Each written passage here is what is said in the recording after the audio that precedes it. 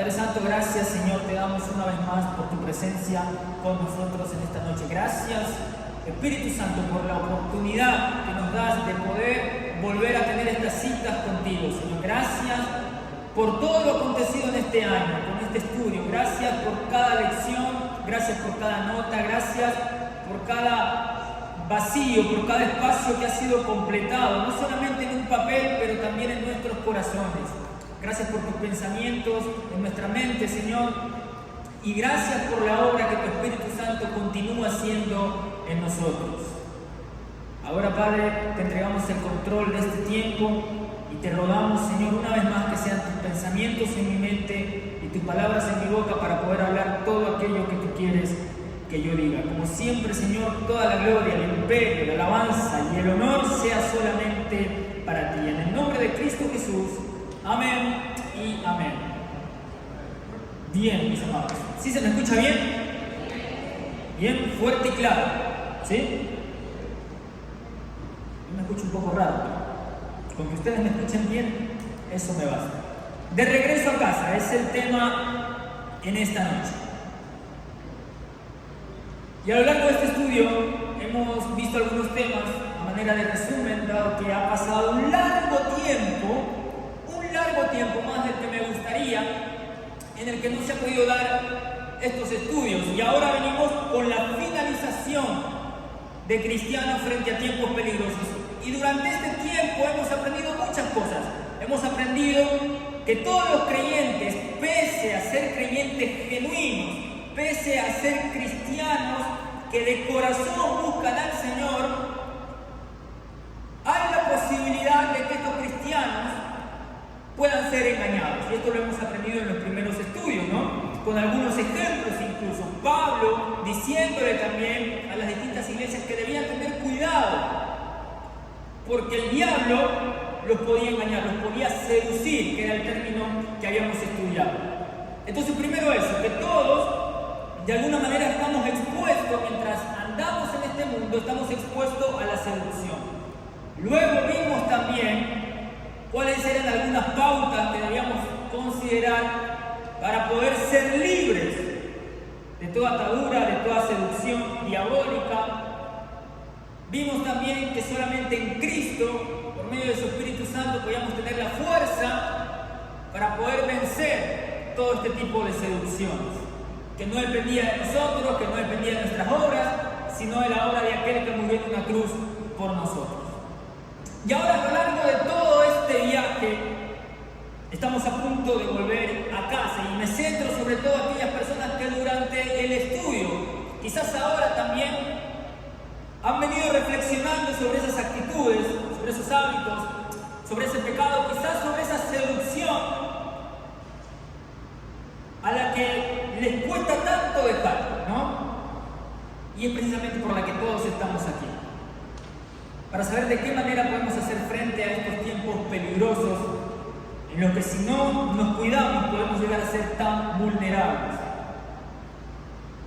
Pues esta noche es precisamente para eso, ¿no? Para reflexionar un poquito acerca de lo que hemos hablado, y si en nosotros está alguna actitud, algún pensamiento, alguna condena, algún rastro de culpa o de vergüenza por algo de lo que el Señor ya nos ha liberado, o de lo que el Señor quiere liberarnos, pues este es el momento para hacer a un lado todo impedimento y poder regresar a la casa del Padre con brazos abiertos y disfrutando del amor más maravilloso que existe en el universo.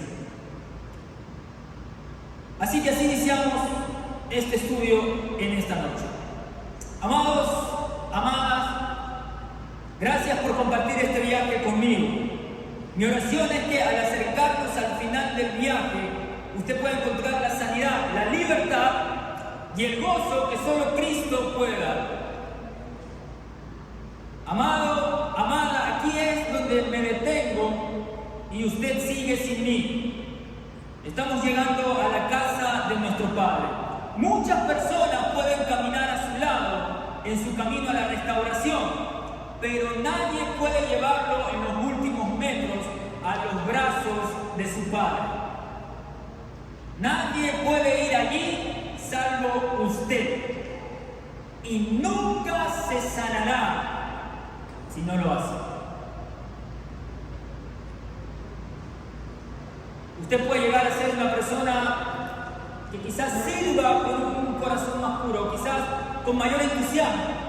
Puede ser una persona que a lo largo de este viaje haya adquirido quizás más humildad, aprendiendo de sus propios errores. Las personas pueden notar en usted quizás un cambio, algo diferente, pero nunca va a poder ser sano completamente si no se rinde a los brazos del Padre. Y eso es lo que vamos a aprender en la historia que viene a continuación, que estoy seguro que usted ya se imagina la historia que vamos a tratar hoy. Con solo leer el tema, estoy seguro que usted estaba esperando la historia del hijo pródigo. Claro que ningún estudio sobre la restauración cristiana estaría completo sin ella.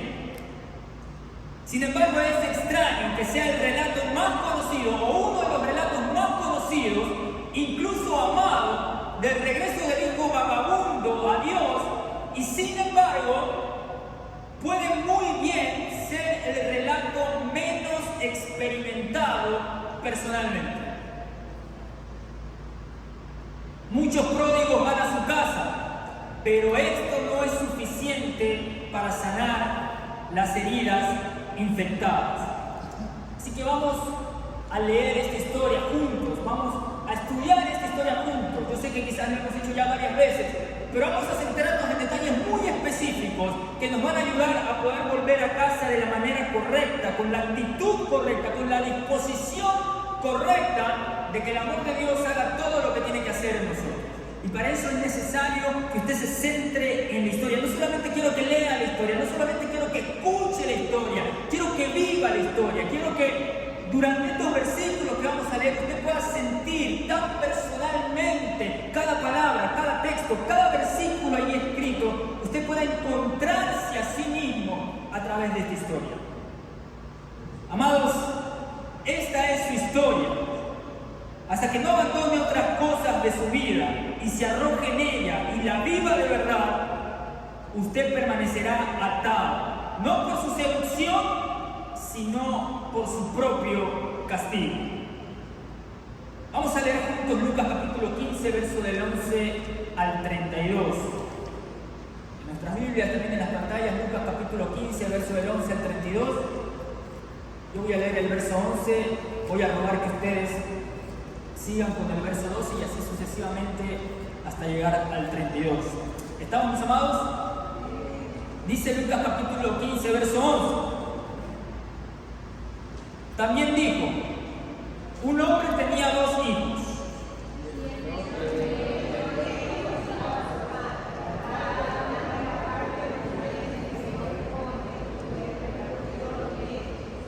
No muchos días después, juntándolo todo, el hijo menor se fue lejos a una provincia apartada y allí desperdició sus bienes viviendo perdidamente.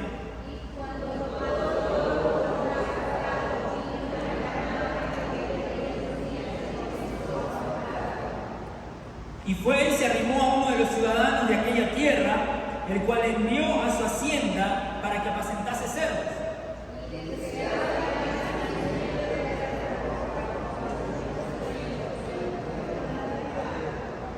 Y volviendo en sí dijo, ¿cuántos jornaleros en casa de mi padre tienen abundancia de pan y yo aquí perezco de hambre?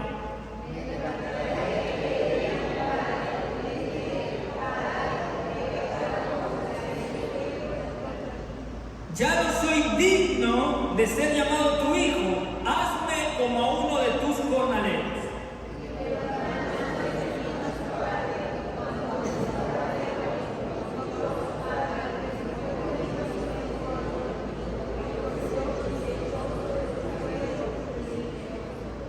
Y el hijo le dijo, Padre, he pecado contra el cielo y contra ti, y ya no soy digno de ser llamado tu hijo.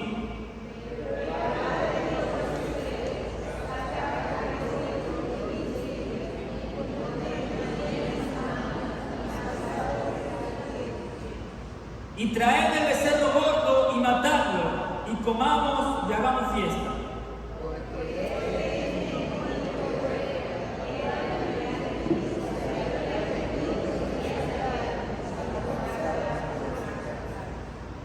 Y su hijo mayor estaba en el campo, y cuando vino y llegó cerca de la casa, oyó la música y las danzas.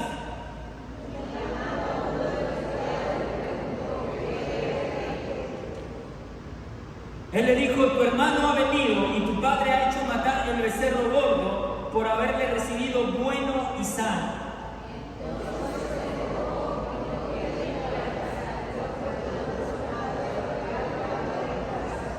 Mas él respondiendo dijo al padre: he aquí, tantos años te sirvo, no habiéndote desobedecido jamás, y nunca me has dado ni un cabrito para gozarme con mis amigos.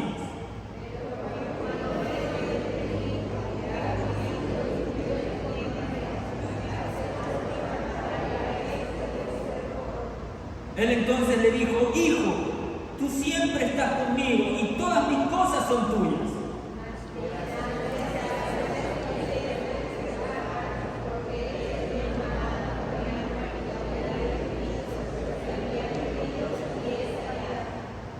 Bien, vamos a continuación a centrarnos en varias cosas, en varios detalles de esta historia.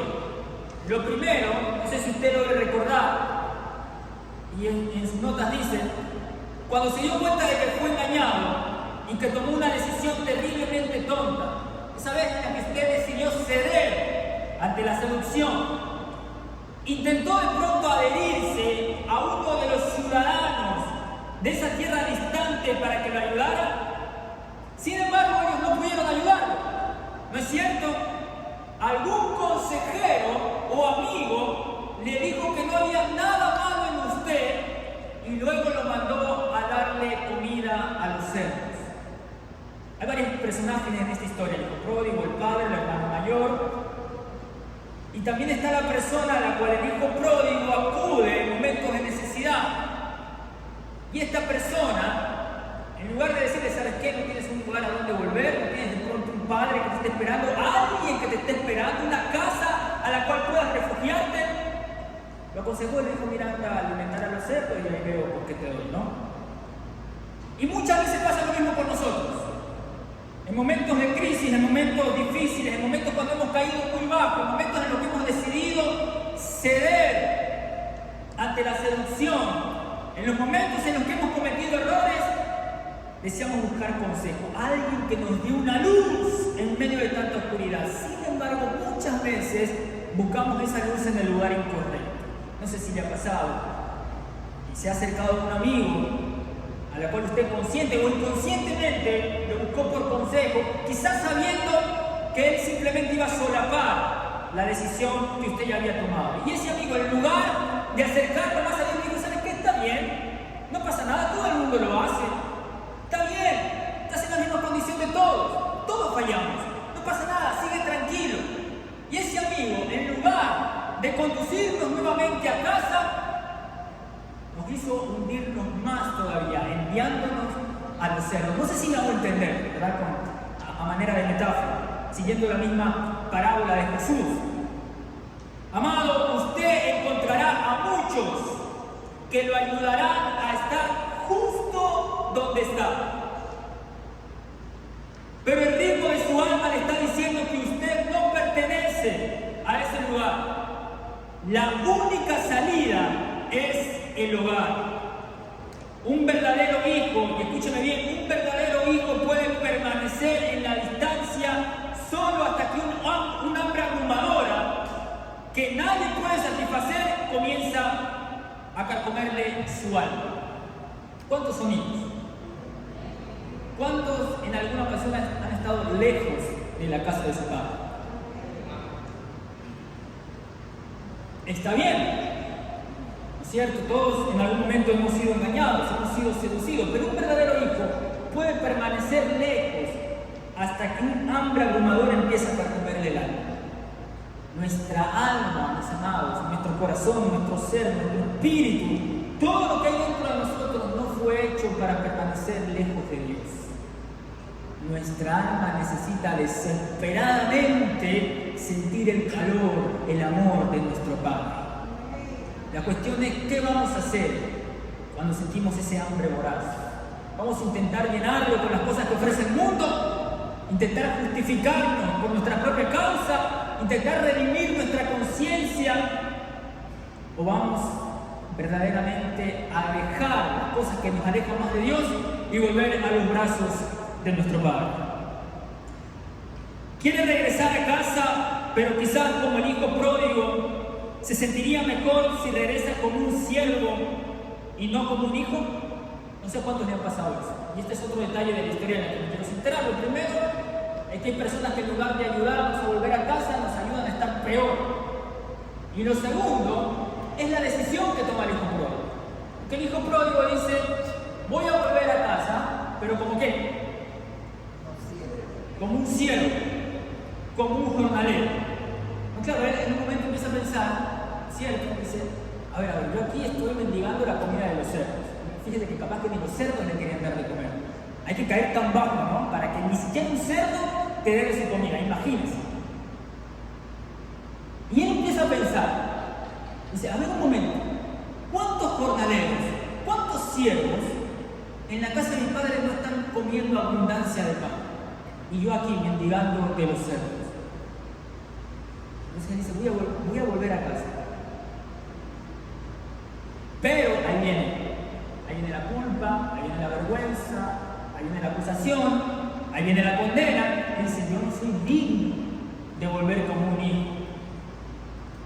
Amados, si usted alguna vez ha sentido eso y ha pensado de pronto regresar a casa, no como hijo, sino como siervo, como jornalero, decirle a Dios, Señor, no soy digno ya de ser llamado tu hijo, déjeme decirle, eso nunca funcionará. Miles lo hacen, pero nunca les ha traído reposo.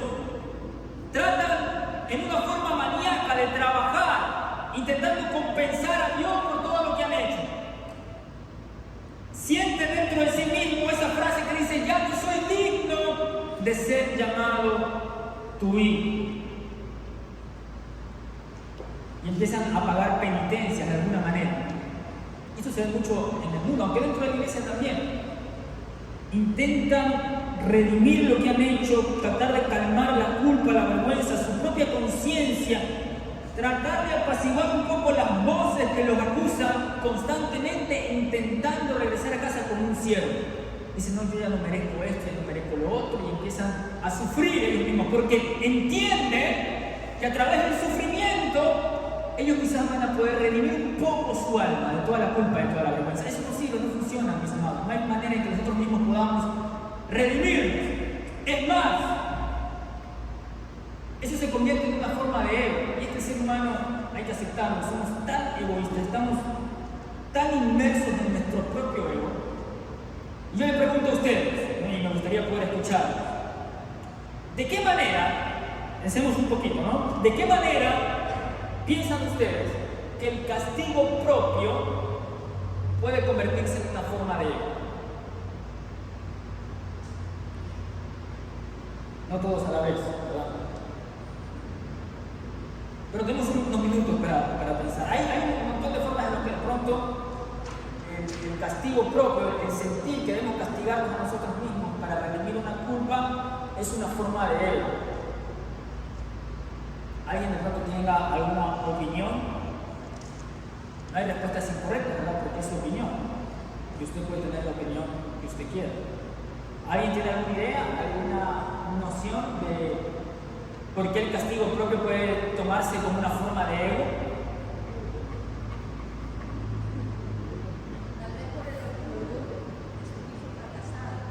Bien, por el orgullo de sentirse fracasado. ¿Alguien más que tenga alguna opinión? Le doy una, por ejemplo. Una de las formas de ego va de la mano con lo que decía nuestra amada hermana, el orgullo de sentirse fracasado, y sobre todo es ese sentir que de alguna manera, por mis propias fuerzas, yo puedo lograr redimirme o justificarme. Eso es egoísmo. Pensar que por mi propio sufrimiento yo puedo salvarme a mí mismo o justificarme. Eso es egoísmo, eso es orgullo. El sentir que debo sufrir, el sentir que necesito pagar una penitencia, eso es orgullo, eso es egoísmo. Quizás el egoísmo más grande de todos, el sentir o el pensar que la penitencia más grande que se ha pagado en toda la historia de la humanidad sacrificio de Cristo en la cruz no es suficiente para limpiarme de mi pecado y yo tengo que sufrir todavía más, aparte de lo que Cristo ya sufrió. ¿Se da cuenta, mis amados? Eso es egoísmo. El pensar que el sufrimiento de Cristo no basta para limpiar mis pecados. El pensar que por mi propia manera, por mi propio método, de alguna forma yo puedo justificarme, yo puedo limpiarme a mí mismo si decido sufrir por la falta que he cometido. Eso es egoísmo. Amados, ¿usted piensa que Dios va a restaurarlo de forma tal que lo deje sentirse orgulloso de su ardua tarea? La respuesta es no. No va a suceder de ese modo. Claro que tiene mucho trabajo por hacer para poder permitir que el Espíritu Santo lo santifique por completo y lo fortalezca en contra de otra bestia del engaño que se encuentra fuera de la propiedad de nuestro Padre. Lo mismo me pasó a mí. Usted tiene que entender, mis amados, que en cuanto a la restauración, y esto grábeselo bien, en cuanto a la restauración, Dios hace todo Él mismo. Dígale que está a su lado, Dios hace todo. Nosotros no tenemos nada que hacer en cuanto a la restauración, porque tampoco podríamos hacer nada. Dígame, ¿quién de nosotros, por mucho que lo intente, por mucho que se esfuerce, puede salvarse a sí mismo? ¿Habrá alguien esta noche que sabe qué? Yo, si me esmero, si me lo pongo como meta y trabajo cada día, al final de mis días voy a poder salvarme a mí mismo. ¿Habrá alguien que pueda decir eso en esta noche? Es imposible. Por mucho que intentemos vivir una vida recta delante de Dios, jamás vamos a poder cumplir con toda la ley de Dios. Es imposible. Solo hubo una persona en toda la historia que pudo cumplir con toda la ley. Y Él murió por nosotros, para cumplir la ley en nosotros. Y su nombre es Jesucristo. Amados, usted solamente tiene que estar en pie allí, tan humilde como nunca lo ha estado en su vida, y enfrentarse cara a cara con la gracia. Cuando todo haya sido dicho y hecho, el único alarde que le quedará es el mismo que tenía un reconocido ex asesino y perseguidor sin descanso, que se gloría más de la libertad en Cristo que ser conocido como el mejor de los apóstoles. Estoy hablando, por supuesto, del apóstol Pablo, quien decía: lejos esté de mí el gloriarme, sino en la cruz de nuestro Señor Jesucristo, por quien el mundo me ha crucificado a mí y yo al mundo, porque yo traigo en mi cuerpo las marcas del Señor Jesús. Eso es todo lo que queda por hacer, mis amados. Morir para todo lo demás. Y eso lo tenía bien en claro Pablo. Pablo sabía, en medio de tantas cosas que podía haber hecho, en todos los títulos que él tenía, de lo que él podía jactarse, dice: de lo único que yo me glorío es del sacrificio de Cristo en la cruz, por quien todo lo demás ya he sido muerto. Llevo las marcas de su cruz en mi cuerpo. Y Pablo también se sentía culpable. Pablo también se sentía acusado constantemente. Él decía: tengo un aguijón en la carne, un vocero de Satanás. No sé si han escuchado o han leído ese pasaje bíblico, que muchos lo malinterpretan, piensan que se refiere a una aflicción física, a una enfermedad que tenía Pablo, por lo cual se mantenía humilde, pero no, porque empieza a hablar de algo mental. Todo ese pasaje Pablo empieza a hablar de algo mental. Incluso cuando él dice: tengo un aguijón en la carne, he recibido un vocero de Satanás, que constantemente le estaba recordando. ¿Y qué le podía recordar este vocero a Pablo? Tú vas a predicar hasta la iglesia. ¿Y a cuántos de esos hermanos que están ahí en la iglesia tú dejaste huérfanos porque mataste y perseguiste a sus padres? ¿A cuántos hermanos de los que ahora tanto defiendes tú arrastraste por las calles? ¿A cuántos asesinaste? Un vocero de Satanás que lo acusaba constantemente. Y en medio de todo eso, en medio de todas esas voces que lo acusaban, se hace oír una voz mucho más grande, que es la voz de Dios, que le decía: bástate mi gracia, mi poder se perfecciona en tu debilidad. Y eso es lo mismo que debemos entender nosotros. Hemos fallado, sí, hemos pecado, sí, hemos cedido ante la seducción, sí, hemos llegado a caer tan bajo como el hijo pródigo, sí. Las voces van a querer acusarnos, condenarnos, sí, por supuesto. Pero ¿qué podemos hacer nosotros para cambiar nuestro pasado, para cambiar nuestras vidas? Nada, excepto rendirnos al amor de Dios. Que a lo mismo que hizo con Pablo, su amor va susurrarnos al oído en medio de cada condena, en medio de toda acusación. Bástate mi gracia, porque mi poder se perfecciona en tu debilidad. Ese es el amor que debemos experimentar al regresar a casa. Otro detalle, quizás el último que quiero considerar respecto a este pasaje, hay más, pero usted lo puede considerar después.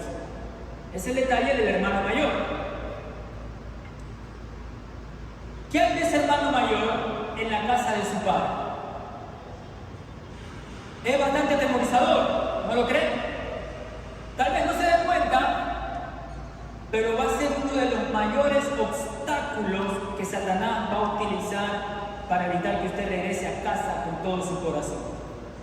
Ese hermano mayor puede ser alguien que le mire con malos ojos, puede ser una voz en su cabeza que lo juzgue, puede resentirse hasta el borde de la locura y dudar que Dios elija usarlo a usted. Es cierto, el hermano mayor es poderoso, pero no es su padre y no está en control. No tome una idea equivocada. El padre lo ama tanto a él como lo ama a usted. Pero si el hermano mayor persiste en su actitud, tendrá que vérsela con el padre. Imagine lo que se perderá cuando no vaya a la fiesta.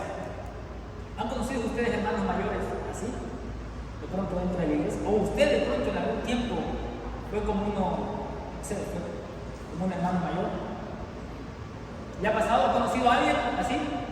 Sí, no sé por qué me quedan viendo, ¿verdad? Respóndanme, ¿sí o no? ¿Han conocido personas así? Sí. En otras iglesias, quiero creer, ¿verdad? O muchas veces nosotros hemos tenido actitudes así. Vemos una persona que cedió ante la seducción, como todos alguna vez hemos cedido. Sin embargo, luego que Dios lo restaura y lo vemos sirviendo y vemos que Dios lo usa, no sé, pero nos da como un sentido un poco raro. Quizás tiene que ver con ese ego que hay dentro de nosotros. Decimos, pero este que hizo semejante embarrada, y ahora mira cómo habla de Dios. Mira, pero ¿qué se ha creído este tipo? Si yo me acuerdo, yo lo veía cómo estaba llorando después de lo que había hecho. ¿Le ha pasado? ¿Ha sentido alguna vez eso respecto a alguien? No me conteste, ¿verdad? Mediten usted en lo personal.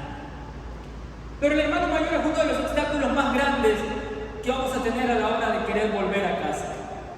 Al hermano mayor no le importa y va a permanecer callado siempre que usted vuelva con su cabeza baja y mostrando vergüenza. Ahí ve el hermano mayor calladito, no dice nada. Pero cuando Dios le devuelve algo de dignidad y usted se atreve a alzar su rostro radiante al cielo con alabanza liberadora, es probable que el hermano mayor quede un poco pasmado. Sin embargo, vamos a leer Romanos capítulo 8, versos 28 al 34. ¿Quién es el que justifica?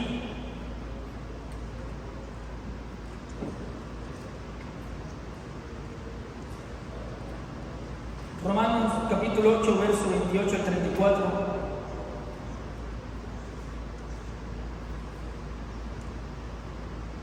Dice, y sabemos que a los que aman a Dios, todas las cosas le ayudan a bien. Esto es, a los que conforme a su propósito son llamados. Porque a los que antes conoció también los predestinó para que fuesen hechos conformes a la imagen de su Hijo, para que Él sea el primogénito entre muchos hermanos. ¿Quién es el primogénito entre todos? ¿Sí me están siguiendo con la lectura? ¿Quién es el primogénito entre todos? O sea, ¿quién es el hermano mayor del hermano mayor? ¿Sí se me escucha bien o no? Porque yo no los escucho a ustedes. Voy de nuevo, yo sé que usted puede hacerlo mejor. ¿Quién es el hermano mayor de todos? El Señor nos ayuda. Y a los que predestinó, a estos también llamó, y a los que llamó, a estos también justificó, y a los que justificó, a estos también glorificó. ¿Qué pues diremos a esto? Si Dios es por nosotros, ¿quién contra nosotros? El que no escatimó ni a su propio Hijo, sino que lo entregó por todos nosotros, ¿cómo no nos dará también con Él todas las cosas? ¿Quién acusará? ¿Quién acusará a los escogidos de Dios? Dios es el que justifica. ¿Quién es el que condenará? Cristo es el que murió, más aún el que también resucitó, el que además está a la diestra de Dios, el que también intercede por nosotros. Y sigue diciendo, ¿quién nos separará del amor de Cristo? ¿Tribulación, o angustia, o persecución, o hambre, o desnudez, o peligro, o espada? Verso 37, antes en todas estas cosas somos más que vencedores por medio de aquel que nos amó, por lo cual estoy seguro de que ni la muerte, ni la vida, ni ángeles, ni principados, ni potestades, ni lo presente, ni lo porvenir, ni lo alto, ni lo profundo, ni ninguna otra cosa creada nos podrá separar del amor de Dios que es en Cristo Jesús, Señor nuestro. Gloria a Dios. Entonces, ¿qué pasa aquí? El hermano mayor puede hablar todo lo que se le dé la gana, puede acusar todo lo que se le dé la gana, puede mirarlo mal todo lo que se le dé la gana, puede hablar a sus espaldas todo lo que se le dé la gana, puede intentar echar abajo todo su ministerio y todo su servicio, lo que se le dé la gana. Pero mayor que el hermano mayor es Jesucristo, el primogénito de todos los hermanos. El único que puede acusarnos, sin embargo, es el único que en lugar de acusarnos, nos justifica. ¿Qué nos separará del amor de Dios? Peligro, hambre, tribulación o espada. Antes en todas estas cosas somos más que vencedores por medio de aquel que murió en la cruz. Y usted puede luchar quizás con las propias acusaciones en su mente, con su propia conciencia, con los propios juicios, con esas voces que le dicen usted no es digno de regresar a casa como hijo de Dios.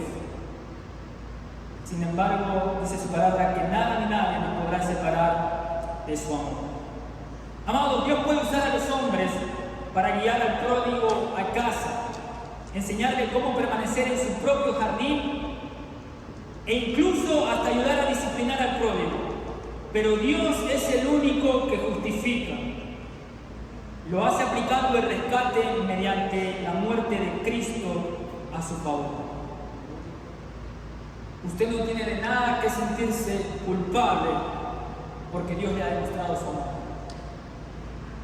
Una vez que Dios ha restaurado su vida, usted puede caminar con la frente en alto, no por su propia obra, por su propio mérito, sino por los méritos de Jesucristo. Y usted no tiene que disculparse con nadie por haber sido merecedor del amor de Dios. No tiene que disculparse con nadie porque Dios ha restaurado su vida. No tiene que disculparse con nadie porque Dios vuelva a darle un ministerio, porque Dios lo esté usando después de haber caído. No tiene que disculparse con nadie, porque ese mismo amor que Dios ha mostrado, ese mismo amor que Dios quiere mostrar con todos nosotros. Si realmente usted ha aprendido la lección, se volverá más humilde. Pero la humildad ante Dios y los demás no significa disculparse por las maravillosas muestras de amor de Dios hacia usted. Al respecto, veamos lo que dice Filipenses capítulo 2, verso 7.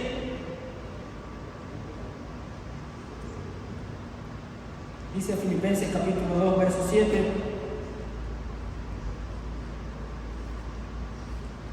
Sino, hablando de Jesús, sino que se despojó a sí mismo, tomando forma de siervo, hecho semejante a los hombres. ¿Quién se despojó a sí mismo? Ese es el amor que Dios demostró para con nosotros. Y usted no tiene que disculparse por una persona que ama tanto, pese a las circunstancias en las que podamos encontrarnos. ¿Qué es lo único que nos pide Dios? En sus notas, ¿verdad? ¿Qué nos pide Dios?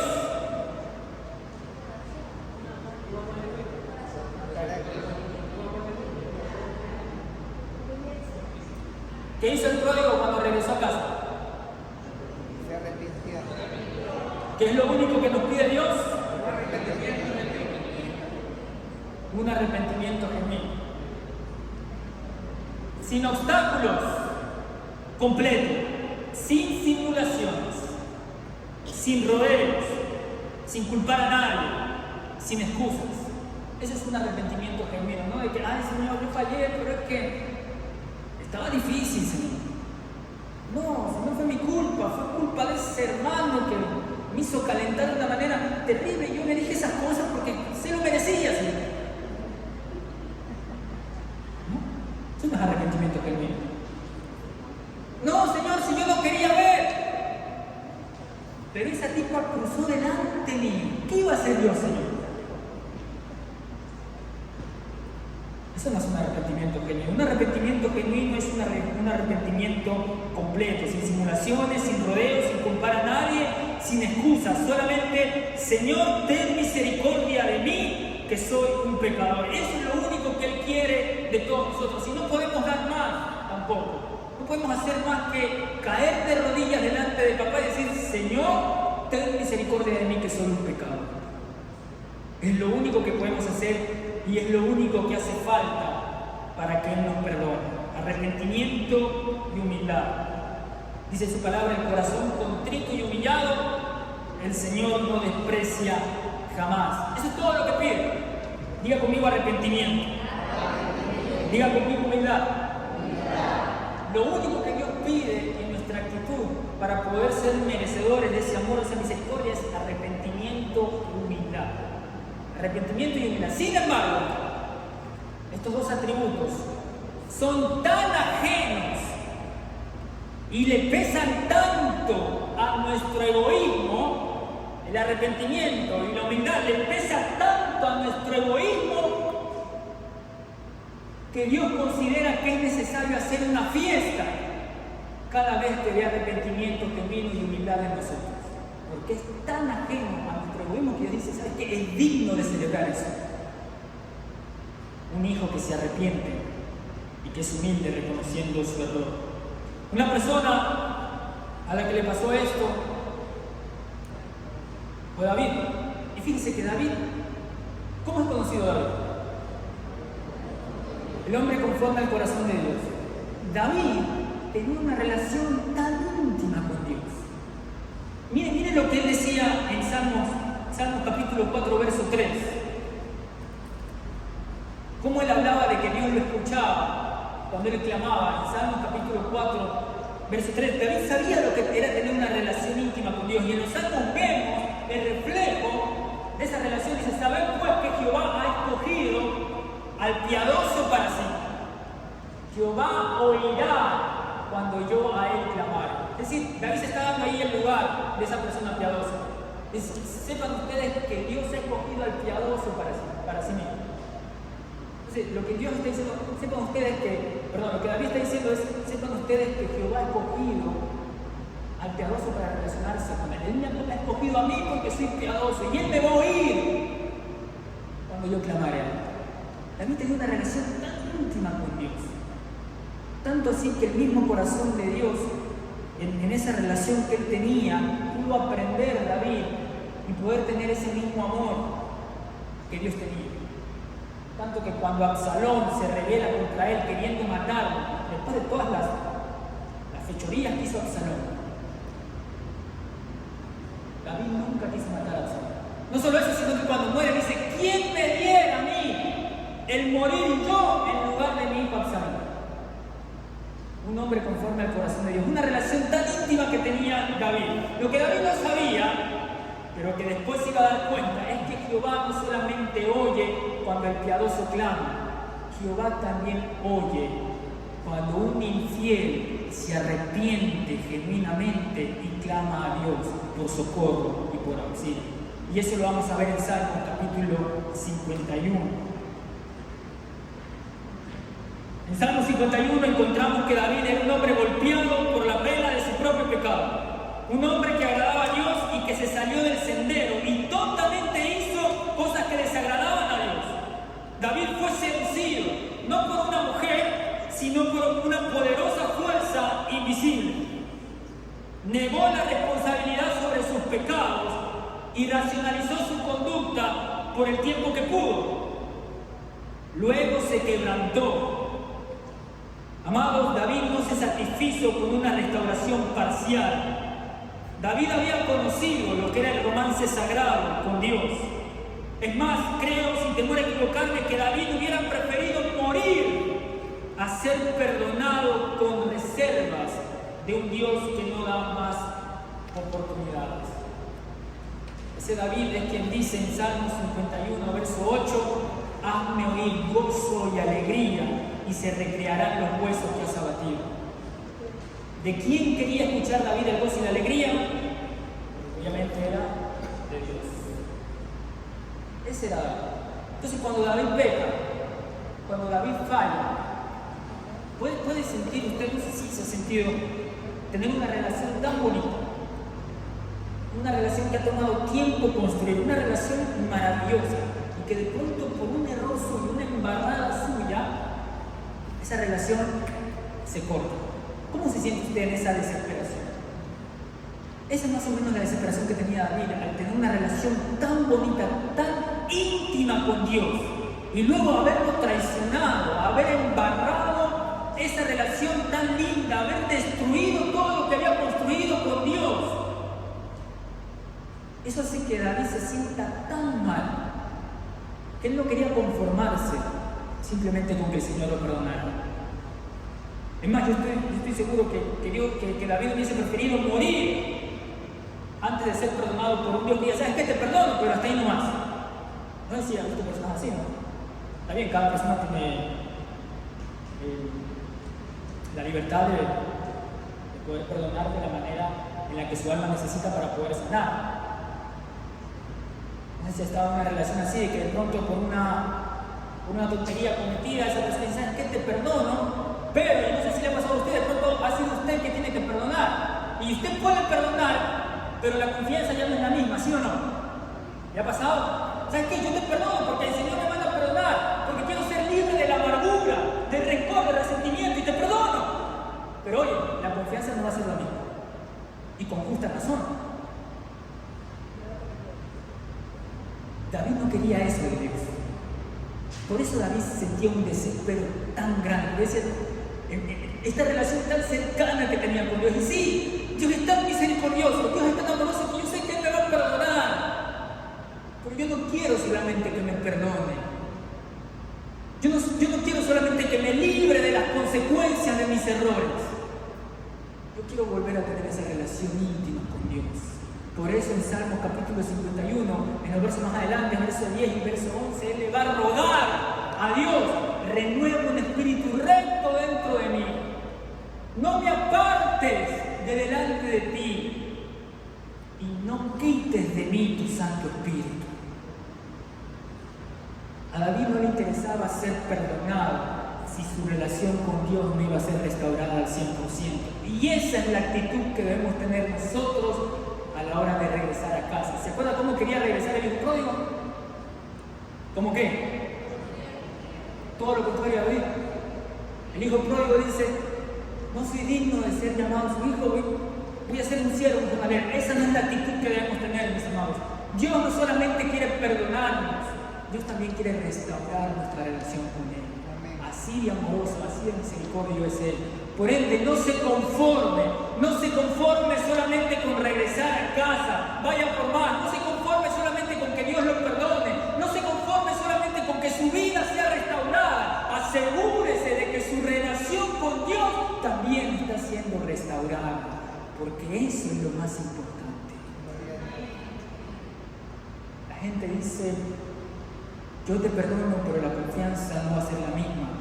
Dios te dice: yo te perdono, quiero volver a confiar en ti. Trabajemos juntos. Ese es el amor y la misericordia que Dios tiene con nosotros. Amados, ahí está Dios ahora, viniendo a través del campo. Él está corriendo hacia usted. Ni siquiera me ve a mí ahora. Él solo tiene ojos para usted. Olvide sus discursos. Él quiere abrazar, quiere besarlo. Su sanidad vendrá en su abrazo apretado y apasionado del Padre. Déjelo que le sostenga tan cerca que pueda oír su corazón palpitar por haber corrido hacia usted. No lo detenga cuando quiera ponerle una túnica en sus espaldas, un anillo en su dedo y sandalias en sus pies. No deje de darle esa oportunidad. Festeje junto a su Padre. Luego escuche mientras Él le hace oír su gozo y alegría. Emociónese al ver danzar a su Padre. Deje que sus huesos resquebrajados se regocijen. Esta será para siempre la señal más auténtica de la gratitud de un pródigo. ¿Puede imaginar a Dios saliendo a su encuentro en medio de tanta incertidumbre? Yo no sé en qué condición está. Yo no sé su situación. Lo que yo sí sé es que todos en algún momento hemos sido seducidos, todos en algún momento hemos caído, todos en algún momento hemos fallado. Pero esta es la oportunidad para dejar todo eso atrás, todo eso completamente atrás, sin reserva alguna. Usted puede imaginar a Dios viniendo delante de usted. Y algo que me emociona mucho del hijo pródigo es que el hijo pródigo venía con su discurso, ¿cierto? Él venía pensando: no soy digno de ser llamado hijo, pero le voy a decir que me acepte, le voy a suplicar a ver si por lo menos me acepta como uno de sus jornaleros. Y eso es lo que más me mata de amor, que mientras el hijo pródigo está quizás pensando a ver qué le voy a decir, a ver qué palabras voy a utilizar, a ver, ¿será que me arrodillo primero? ¿Será que lloro delante de sus pies? ¿Será que de pronto va a decirle a alguien que me azote? ¿En qué momento voy a decir? ¿En qué palabras voy a utilizar para que él pueda perdonarme? Mientras él venía meditando, reflexionando, pensando en qué decir, el Padre ya lo estaba esperando con los brazos abiertos.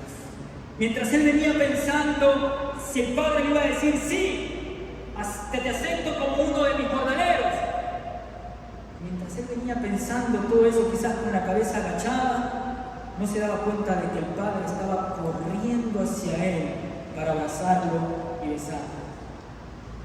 Y no sé si se da cuenta, pero el hijo pródigo nunca pudo decirle al Padre: acéptame como uno de tus jornaleros. El Padre lo interrumpió. Dijo: Padre, he pecado contra el cielo y contra ti, no soy digno de ser llamado tu hijo. Y hasta ahí. ¿Se da cuenta? El Padre lo abrazó, lo besó, lo vistió, le dio el anillo, puso sandalias y puso fiesta. Y eso es lo que más me mata de toda esta historia. Miren, mis amados, usted al regresar a casa de su padre, después de haber caído tan bajo, después de haber cometido un montón de errores, después de sentirse la basura más grande de todo el mundo, después de pensar 1000 veces: ¿qué le voy a decir a Dios? ¿Cómo puedo estar delante de su presencia después de todo lo que he cometido? Mientras usted todavía está pensando en estas cosas, mientras usted todavía está pensando en qué discurso decir, tal vez en su cabeza se cuelan las voces, las acusaciones de Satanás. Quizás aparece el hermano mayor en medio de ese encuentro con el Padre, quizás los jornaleros, en medio de ese abrazo sagrado, en medio de ese beso lleno de amor, le estaban diciendo al Padre: ¿sabes qué?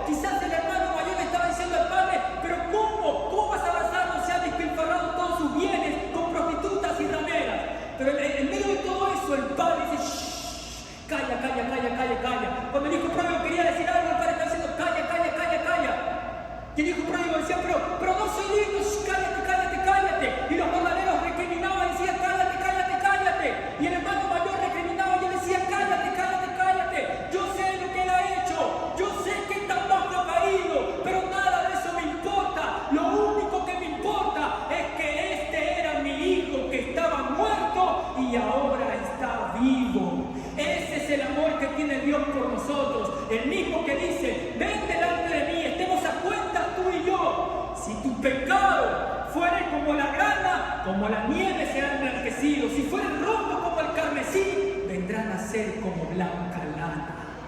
Ese es el amor de Dios.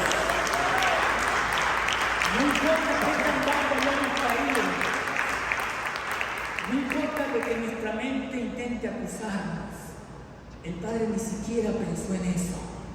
Lo único que tenía en mente es, mi hijo estaba muerto y ahora tiene vida.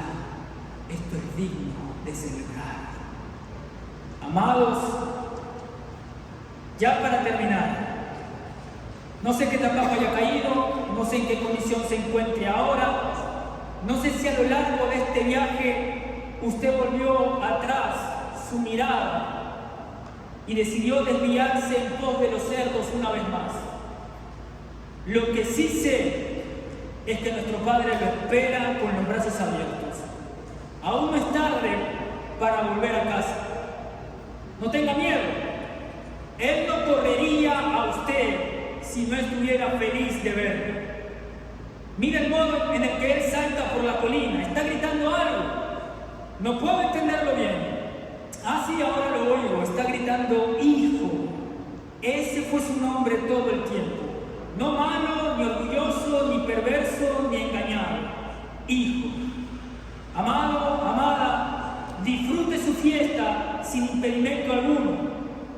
Y si el hermano mayor intenta arruinar el momento en forma de culpa, vergüenza o condena, puede decirle confiadamente y con toda su autoridad restaurada: tú, enemiga mía, no te burles de mí, porque aunque caí, me levantaré, aunque more en tinieblas, Jehová será mi luz. Amén y amén.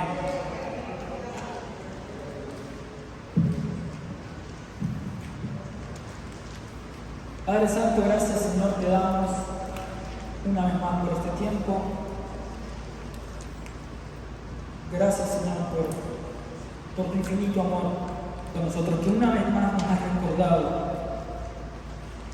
en esta historia que trasciende para la eternidad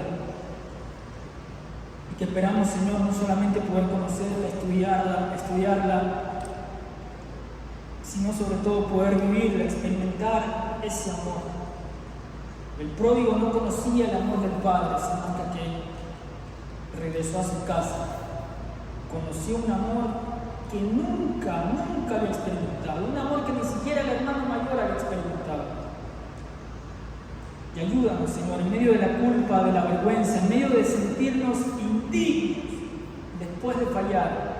Recuérdanos, Señor, que en realidad nunca fuimos dignos. Pero fuiste tú quien nos justificaste. Fuiste tú quien murió en la cruz para que nosotros podamos relacionarnos contigo.